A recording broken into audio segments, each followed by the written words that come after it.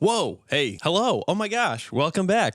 Who is this guy? Do I even exist anymore? It's been an extremely long time since I was on this channel. But yes, the rumors are true. I'm alive. I'm still reading comic books. I'm still interested in them. And so I'm back to talk to you. There's going to be more of the scripted content and the stuff I was doing a bunch last year in the future. But I wanted to just kind of give an all-around wrap-up view of everything that happened in 2023 for me in the world of comic books, which, as you can imagine, was a busy year. So busy that I did not always have the time to make videos, but I started making videos in 2023. So going into 2024, I want to continue. I want to bring some fun new ideas and topics to you guys. So anyway, here's a little update on my year in comic books. In January of 2023, I was living in southern Arizona in a tiny little town. And when I say tiny, I really mean tiny little town called Quartzsite. It's a scenic place to live because there are no buildings in front of any of the sites to see. But it is a great little town. I liked it a lot. And in 6 months living there, I took a lot of trips to both Phoenix and Los Angeles because they are about equidistant. You're about right in between them in Quartzsite. So one of the most fun things about the early part of last year was that I was able to take a couple of trips to Los Angeles and go to a number of historic comic book stores there. I say historic, they're not really that historic, but I mean, you know, there's just a few of them that are a little bit older. My personal favorite was Neil Adams' Krusty Bunker. I know there have been a number of signings there over the years, including Neil Adams himself, obviously, and Jim Starlin has been there. I missed the chance to see Starlin there, but I did get to meet him at some point last year. So there's a number of comic book stores in LA that I don't really think are worth your time if you're a big comic book fan, and I may eventually get around to doing a formal review of some of those shops and some of the ones that are really incredible and worth your time, but it was cool to see the whole sights of the city and soak in that culture there. And same with Phoenix. I spent a lot of time in Phoenix over those 6 months through the winter living in Quartzsite, and there's an incredible comic scene in Phoenix. You know, Phoenix has a number of shops that are absolutely worth giving your business to. That's a really incredible place all over the place. So I highly recommend. Just off the top of my head while I'm thinking about it, I remember that Samurai Comics was like my favorite spot to get weekly pickups. They had a good back catalog of stuff as well available. So highly recommend Samurai Comics, as well as Dreadnought Comics, which I believe is in Glendale in Phoenix, I think. By far, I think the best comic book store in the southwestern United States, which is high praise, and maybe I haven't been to every single shop. So if you have a better shop, please drop it in the comments. But Dreadnought to me was the pinnacle of what I'm looking for in a comic book store experience. They have a really cool display system for wall books. They've got a fantastic dollar bin section with a great deal on dollar books, and you can get them for cheaper if you buy more of them, et cetera, et cetera. I loved it. It was my favorite store to go to while I was in the Phoenix area. Also in January, I was working on tracking down the very last copies of Batman Spawn that I wanted to add to my collection. We'll talk a little bit more about Todd McFarlane in a few minutes, but I did want to point out that I found the Barnes & Noble exclusive cover at the Yuma, Arizona Barnes & Noble, and then promptly sold it on eBay for double what I paid for it. So I was very happy with that result in the world of comic books and Batman Spawn. And I've got all of them that I want. I think I have 8 or 9 different covers of Batman Spawn that came out between December, January, whatever. And I like them. I think that was one of my highlight books of the last year, even though it was, you know, not that great. Adjacent to the world of comic books is something that happened in February. I was in a Walmart somewhere in southern Arizona. I don't really remember where. And I found that on clearance, they had all of the Marvel Legends What If series that you could use to build the Khonshu Build-A-Figure. Now, if you know anything about me, you know that Moon Knight is my all-time favorite superhero. I have so much of his stuff, so many of his books here behind me in this collection. There's so many Moon Knight collected editions, and up on my shelf over there, I've got the Essential Moon Knight paperback and just stuff that I've been reading his stuff forever, like all of my childhood. So it's very cool to me to find something Moon Knight related, and it was quite the challenge to put it all together because I had to get every single figure in the line. I don't know how well that's will show up to you, but I'm very proud to have gotten Khonshu this year. I still do not have a Marvel Legends Moon Knight figure, which is a little bit disappointing to me, but I'm sure that it will find its way into my hands within the next year. Just putting that out there, just manifesting it. You know, if you want to send fan mail, maybe I'll put a P.O. box together. Somebody can send me a good Moon Knight action figure. I also just bound up all the rest of the Marvel Legends and threw them on eBay as soon as I had the Khonshu Build-A-Figure, just put them as loose figures, and I made most of my money back. So to me, it was like a universal benefit because somebody else got all those figures for cheap, and I got the Build-A-Figure, which is really the most important piece of the puzzle. Probably the only single issue of a comic book that I picked up this year that I'm going to talk about in this video is in March, because in March I got my copy of Fantastic Four 75. Now, not only was this one of the earliest Fantastic Four comics, one of the earliest comic books that I've ever owned, but to me it was very personally significant. The copy is not in fantastic shape. It's a little bit beat up, but I'm very, very happy to own it, and it's very significant to me to have some of Jack Kirby's work with the Silver Surfer and Galactus, who are 2 of my all-time favorite characters. So that was a really great moment for me to finally have a copy of that book. I got a number of other bucket list comic books throughout the year, but to me that one sticks out a lot because it was so great. I was so glad glad to finally get a copy. After leaving southern Arizona, I moved to the central coast of California around the San Luis Obispo area in a small town called Morro Bay. Now,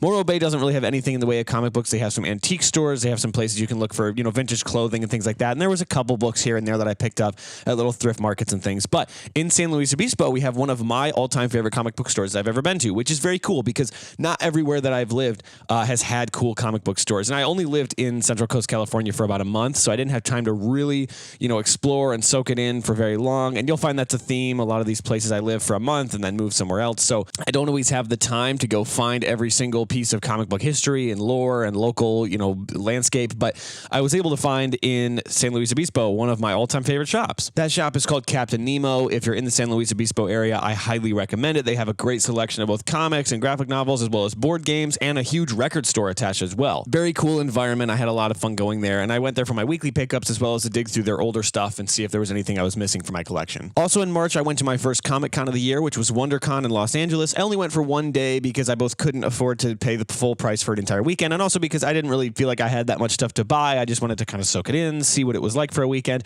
and it was a ton of fun. WonderCon is a fantastic con that I highly recommend to anybody in the Los Angeles area.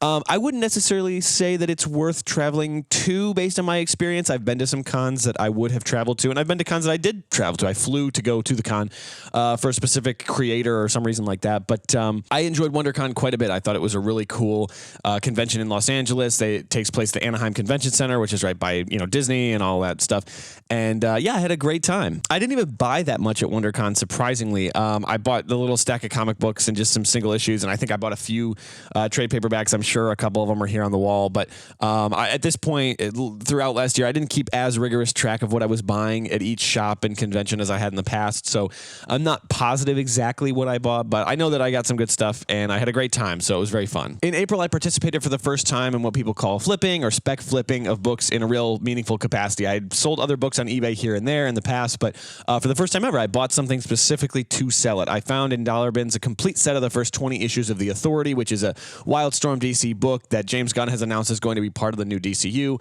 I gave it a quick read. I thought it was great, but it was not for me personally. I bought it because specifically I knew the value would be going up, and I had gotten it out of a dollar bin from a shop that, just didn't know it was in there, I assume, or maybe they didn't care about making the profit on it. So bundled that whole setup and sold it for quite a bit more, and found in that process that is really just not something I'm that interested in doing. I like keeping track of the market. I like seeing what's going on in the comic book world. But for me, buying stuff is really just to read. And if you'd like to hear more about why I buy comic books and why I want to read everything I own, I'll put my video I did last year about that in the description, because to me, nothing really has anything to do with money. I just kind of saw an opportunity here, thought I would try it out, and it was not for me. So in the future, I will continue to just be buying for my own reading and nothing else. In May, two things happened in comic books for me that were very cool and very exciting, and both coincidentally had to do with Jim Starlin, who is one of my all-time favorite comic creators.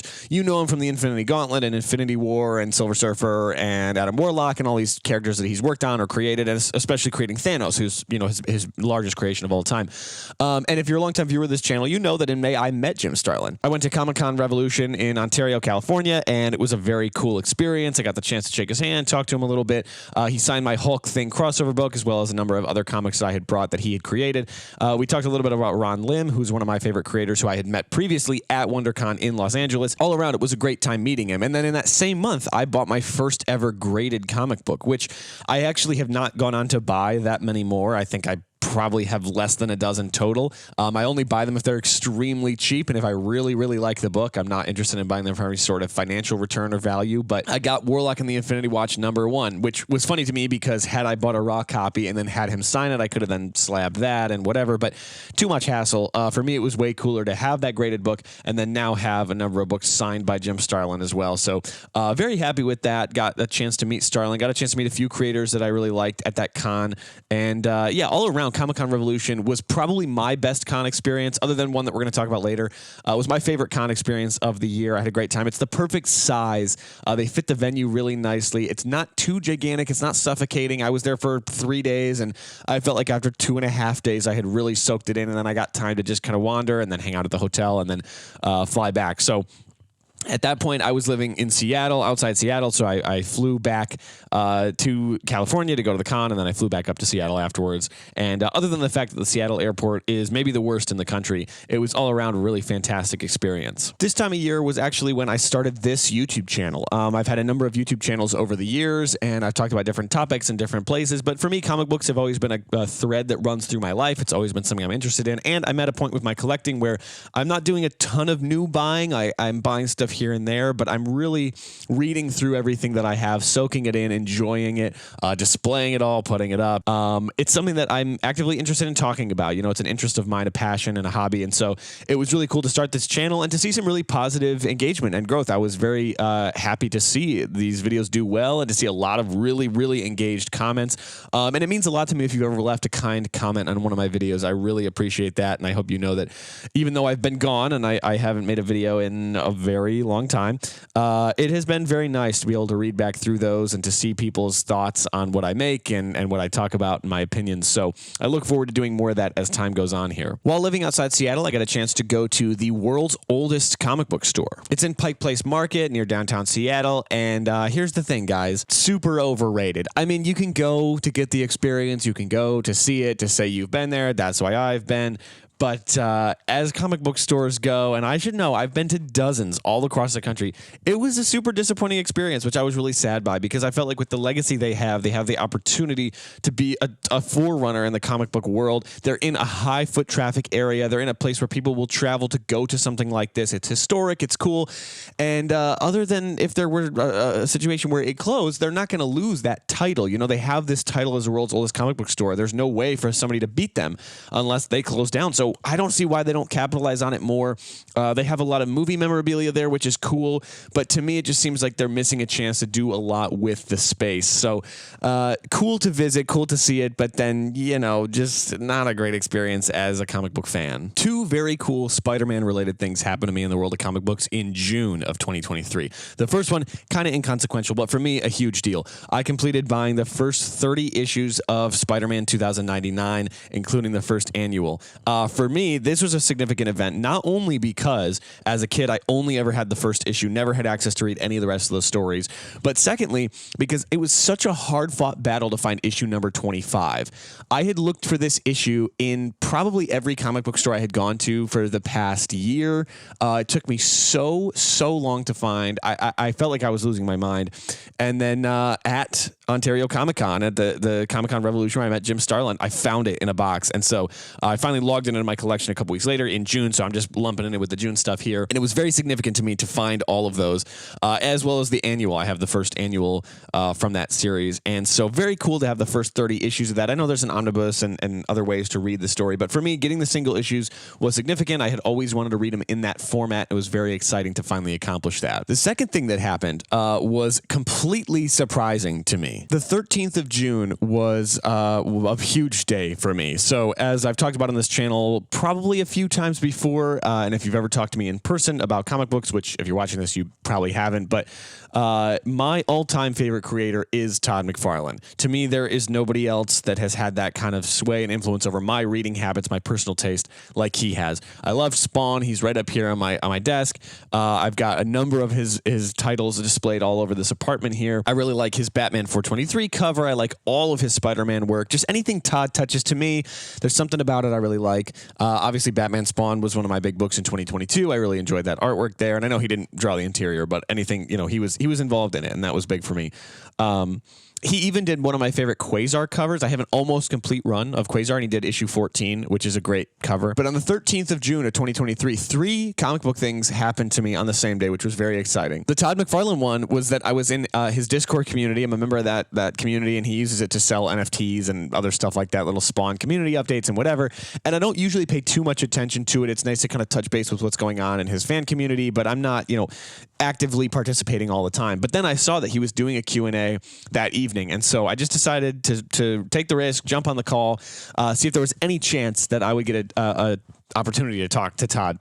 And sure enough, after waiting for about 30 minutes, 40 minutes on the call, they put me up in the queue and put me on the microphone, and I got to talk to Todd McFarlane for a couple minutes, which to me is an enormous moment in my life. I thought it was so cool, and I have in the past not really gotten starstruck with anybody. I met Jim Starlin, I've met Cal, talking a bit about meeting Kevin Eastman, meeting Scott Snyder and Greg Capullo, and people that they have this status in the comic book world. But to me, it's never really been an issue to go up to them, chat with them a little bit, get their signature, whatever. Like it feels very human. I think seeing them in person is oftentimes a lot more comfortable. They're comfortable. They're right in front of you. It kind of humanizes them. But I was totally starstruck talking to Todd, thinking about, and I did mention this to him, thinking about how when I was a kid, I had Amazing Spider-Man 323 with Captain America on the cover, and how I just read that issue to death. I read it over and over, and his artwork just spoke to me so specifically. So it was very exciting to be able to talk to him.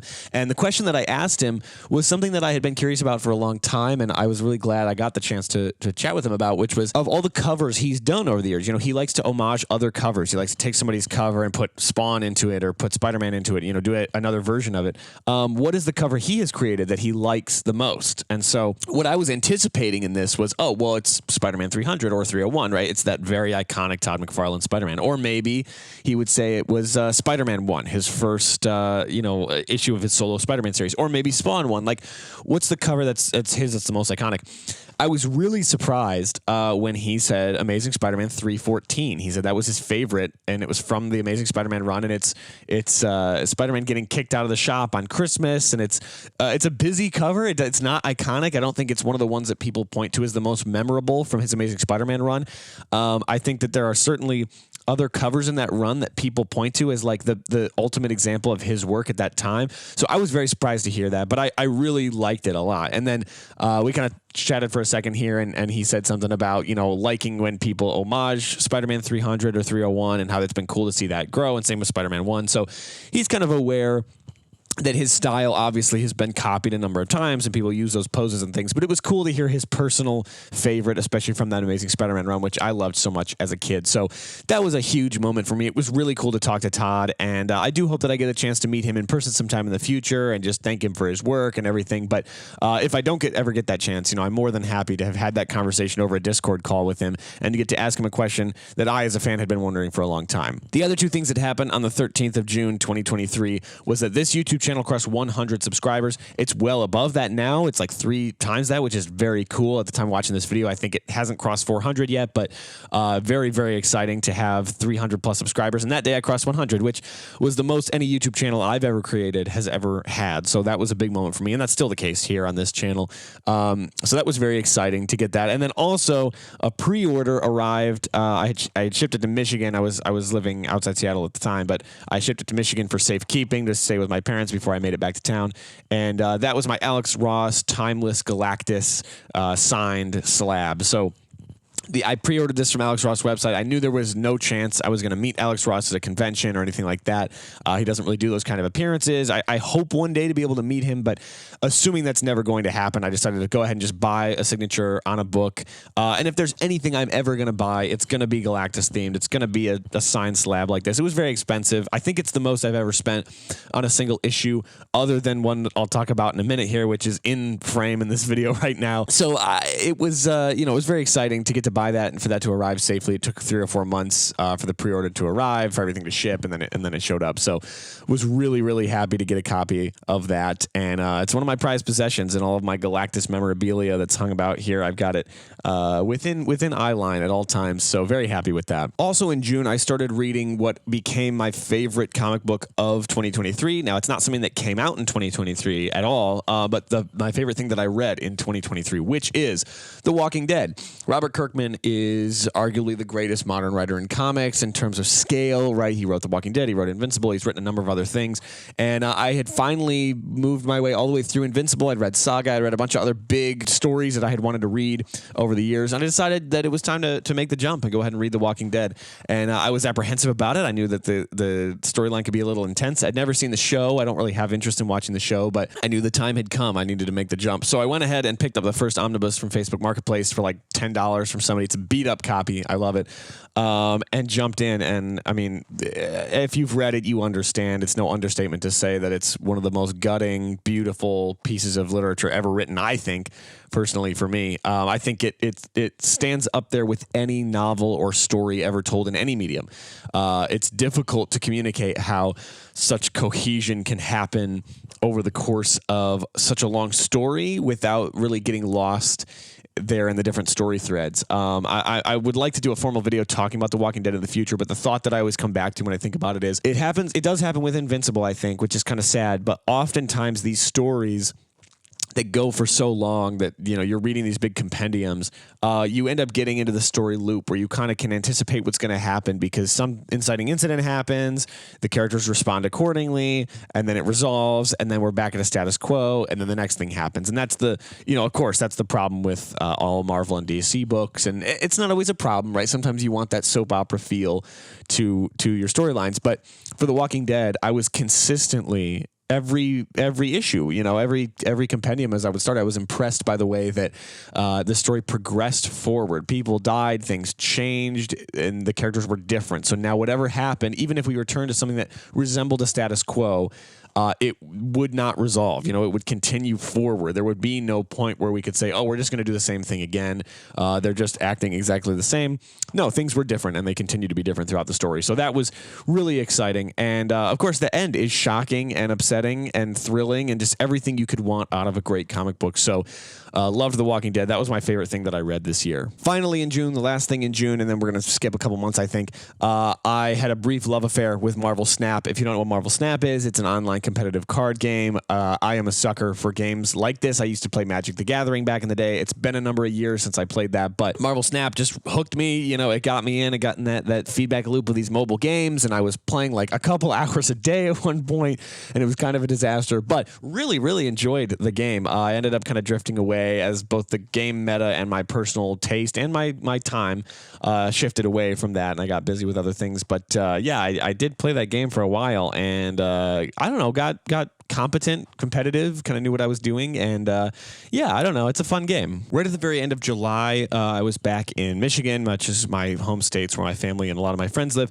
and for the first time ever, I got to put my entire comic book collection in one place. Up to that point, a bunch of it had been in storage in Michigan, and I had a bunch of it on the road while traveling, and I finally was able to get all of them in one place, which is very exciting. Big moment for me. It was very cool to have all that stuff finally in a big stack and organized, loosely organized. I've been refining it over and over and over, but pretty well organized. And then in August, I got to go to another ComicCon. Now, this one was huge for me. This was in Chicago. This was a special trip made to Chicago from Michigan just to go to this ComicCon because maybe the second biggest creator on my bucket list, right? We got Todd at the top. I had talked to him in June, but then right after that, in terms of influence, in terms of style, in terms of just magnitude of his presence in the comic world, to me, is Frank Miller. And Frank Miller was in Chicago for the Comic-Con, and I just had to be there. You know, there was no option where I missed the chance to meet Frank Miller. Frank's an older guy. He hasn't always been in great health, and people always talk about kind of their conversational experiences with him not always being great. And that all to me was the pull I needed to really push for it and to make sure I got there and to make sure I met him.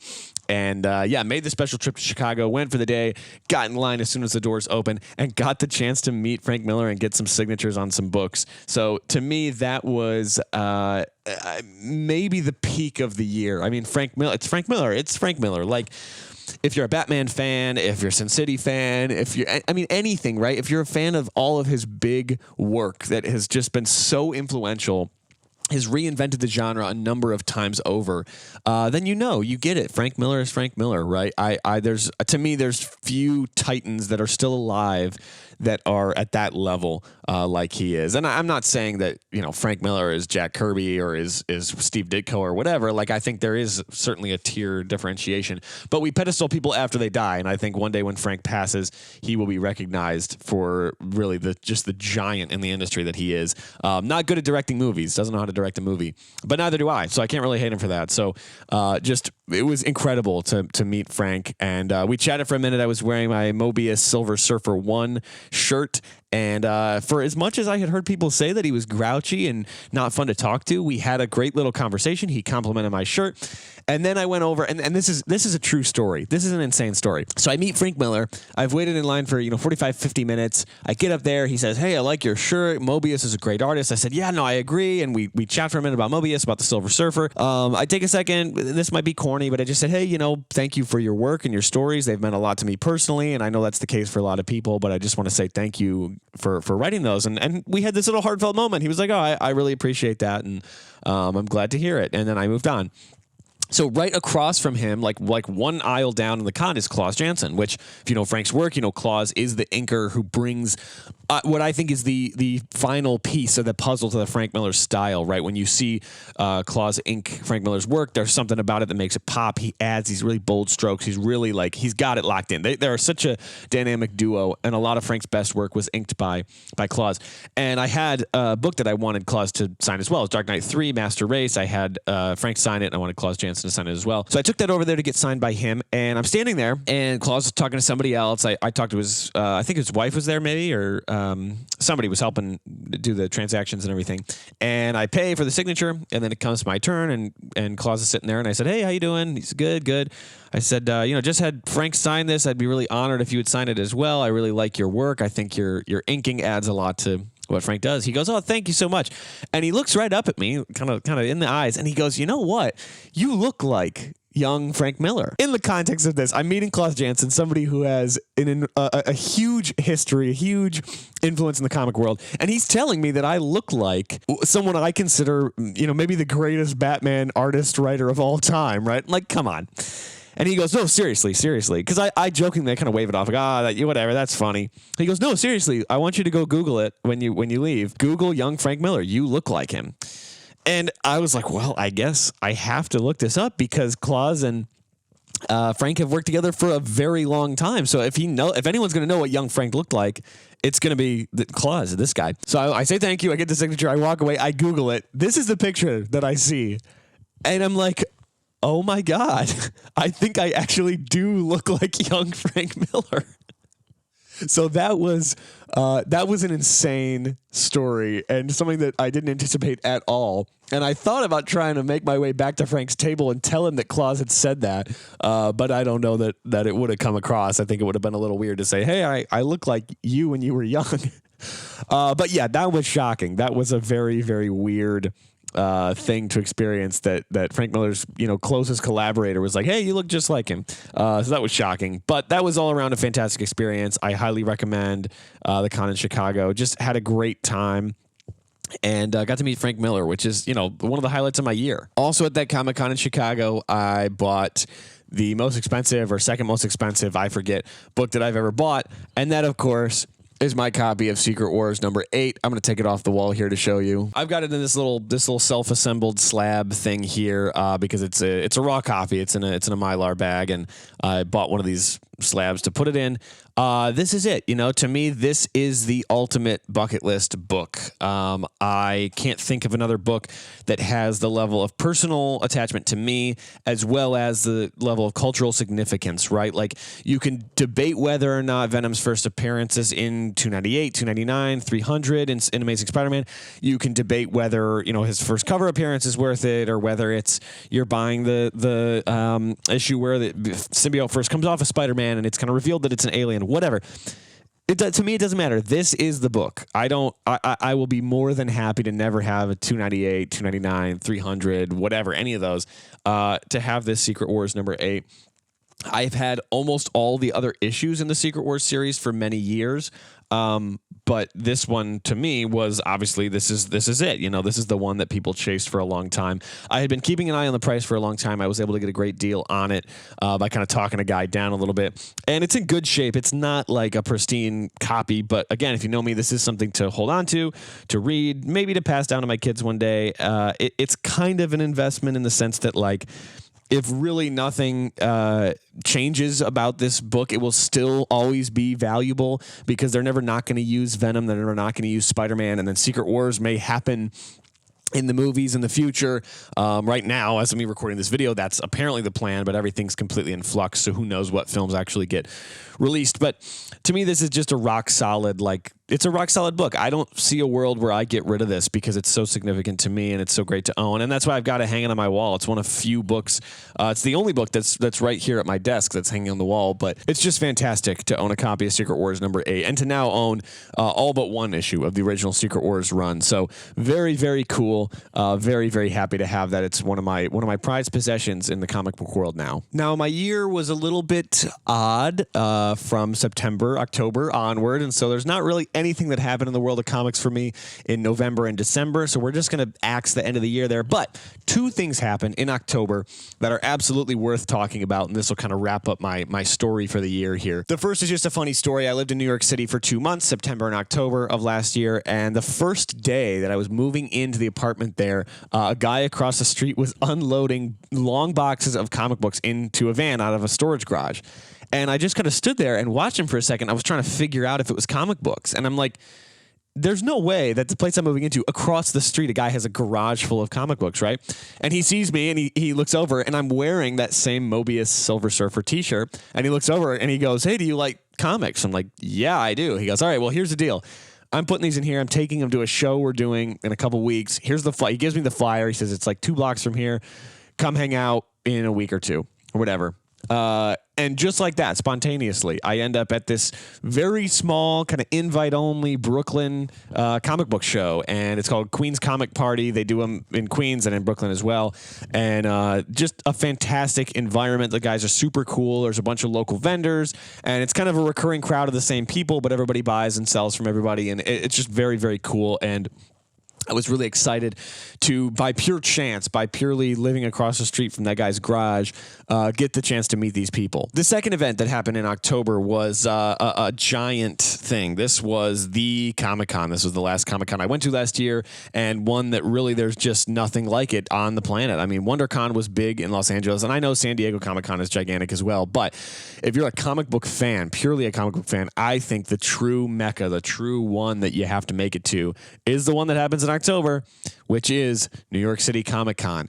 Hundreds of thousands of people attend this. It was far and away probably the biggest event I have ever been to, not even comic book related, right? I've never been to a concert with this many people, anything like that. It was hundreds of thousands of people. My brother flew in from Michigan to go to this. He cosplayed a number of the days, and we shopped and hung out. We went to all 4 days of the con, and let me tell you, it is exhausting to just exist at a convention like that. I will speak so highly of it, but I want to give the preface that by the 4th day, we were zombies. I mean, we were walking through and being like, "Oh, you want to look at that?" I don't know. There is so much going on. There's so many floors. There's so many events. I mean, it's just an insane amount of stuff. So I cannot recommend it enough. I don't know that I ever need to go again other than to see specific creators, but I'll give you the quick roundup of who I got to see there. And it was just a fantastic experience. I can't recommend New York Comic-Con enough. So here's the couple of people that I got the chance to meet, which was very exciting. Number one on the list for me was Scott Snyder and Greg Capullo, the dynamic duo behind arguably the best Batman run of all time. I've got all their stuff here in collected editions. I had a number of their books in single issues, so I took a bunch of those to get signed. Snyder and Capullo they're the best. They are the coolest guys. Snyder was a little bit late to the signing. He apologized to everybody, but then took extra time with everybody to really sign their stuff, chat with them for a few minutes. He was so gracious, and Capullo as well. He was giving out free signatures while they waited for the signing to start, and just all kinds of stuff. He's just a great guy all around, both of them, and so that was really fantastic to meet them. I also got the chance to meet Kevin Eastman. This was a hard-fought battle. I had to get tickets way in advance, like 2 days before, and then go around to the table and wait for 2.5 hours, I think, and then get up there and meet him. But it's Kevin Eastman. As much as I talk about Frank Miller or Todd McFarlane, like those guys are not at the same level in terms of cultural influence that Kevin Eastman is at. I mean, Kevin Eastman, it's the Teenage Mutant Ninja Turtles. Like, every child for the last 30 years knows who the Teenage Mutant Ninja Turtles are, knows, a lot about them. So while McFarlane or Frank Miller or whoever else have done a lot of work with an existing character, I mean, Kevin Eastman co-created maybe the biggest superhero franchise of all time, other than like Superman, SpiderMan, the Ninja Turtles. There's nobody in that tier. So really, really cool to get the chance to meet him. And then I also got the chance to meet Jim Lee, which was a big surprise. Just a week or so before the convention, they released some tickets in this very small website listing. It was difficult to find. I happened upon it and was able to get a ticket for that. So I had Jim Lee sign a copy of All-Star Batman and Robin, which was great because I'd had Frank Miller sign that. So I got 4 signatures on that book total with Alex Sinclair and Scott Williams and everybody that worked on the book. And that, to me now is going to be like my most prized possession because it's very cool to have all 4 of them have signed a book. And so, yeah, it was just very, very cool to meet Jim Lee. No pictures, no videos. It was a closed room that you went into to do the signing that went out the door. But it was really, really neat and such a huge bucket list moment for me. Also got the chance to meet Ryan Otley twice, actually, on 2 different days of New York Comic Con. One of the days I got him to sign a cover of an Invincible issue, and the other one I got him to sign the box of an action figure, an Invincible action figure. Otley is a super cool guy. We talked a little bit about the show, which was about to start airing the 2nd season in October, and has since, they're midway through the season at the time of me recording this video. And super cool dude. He just seems like everybody's dad. Like he's just got the look about him. Very normal guy, very cool, and clearly super passionate about the community. And it's got to be exciting for someone like him who worked on that book for so long to all of a sudden see the spike in popularity and see it get so gigantic, and now he has such a big audience of people who are passionate about his work and want to go meet him. So that was really neat. There are so many creators that were at New York Comic Con. It would be impossible for me to list all of them, but I do want to highlight one that I got the chance to meet that I'm very proud to say I've gotten to know a little bit over the last year or so, and that's Stuart Sager. If you follow this channel, you know I'm a huge fan of Stuart. I did an interview with him a couple years ago, and it's been really, really fantastic to see his work grow and change over the years. I've been a super fan since I was a kid. He drew the Bionicle comic books, which were, to me, the first comic books I ever read, and stories that were so impactful to me. His art is so emotional. It's so powerful. It's so unique. It's compelling. There's something about it. It has this energy and this life to it. I am a huge fan of his work. He's been able to do some stuff with the Ninja Turtles, which is super exciting. So I was able to get some signatures from Kevin Eastman on one book that Stuart had worked on and vice versa, and just... it was one of the most exciting things to me to be able to stand there and talk with him for a while and really put the connection in person that we had digitally and be able to put a face to a name. Basically he would know who he knew who I was as soon as I walked up, which was very humbling and exciting to have that guy recognize me when I walked up to his table. So Stuart is the best. I highly recommend you check out his work, and anything that he has made I am very likely to buy. So get out there and buy some of it before I get to it. And it was just all around really fantastic at New York Comic Con to get a chance to meet all these people that were such big heroes of mine. And as time goes on, and I get older, I have different things going on in life. I don't know how easy it's always going to be to get to go to different conventions and go to different parts of the country for travel and things like that. So I felt like I knocked most of the people off my bucket list in 2023 that I would want to meet, which was shocking and humbling and meant a lot to me to be able to go see all those people. And I only hope that in the future, I'm able to continue to do that to whatever capacity and be able to just kind of be plugged into the world of comic books. So that was kind of my year in comic books. In November, I moved into this apartment back in Seattle. I decided to return out here when I was looking for a place to live. I liked the environment. I liked the local atmosphere. I liked the neighborhood. And so I moved back to Seattle, and I've really taken the opportunity to turn the studio apartment into kind of a neat creative space and somewhere that highlights a lot of the artwork and the creators and the comic books that I love and that I read. So it's been really exciting to do that. I have been very happy with how I've been able to structure this place, and it looks really nice. And so I'm going to continue to work on that over the next few months and make it really exactly how I envision it as a space. But I feel very honored and very humbled to have the kind of space and time and resources to be able to set this stuff up and look at it and, just make a mess and make it pretty and continue to read and enjoy this art form, this medium. Like I said at the beginning, I'm really looking forward to this year. I'm hoping to bring some more videos to you guys. It's more of the scripted content, some of this stuff that's a little bit more written, composed, articulate, as opposed to this kind of freeform thing. But I thought it would be fun to give an update on everything that happened to me in the world of comic books in the last year. Here's to 2024, and I hope that you guys are ready to follow along and watch with me, and I will see you in the next video.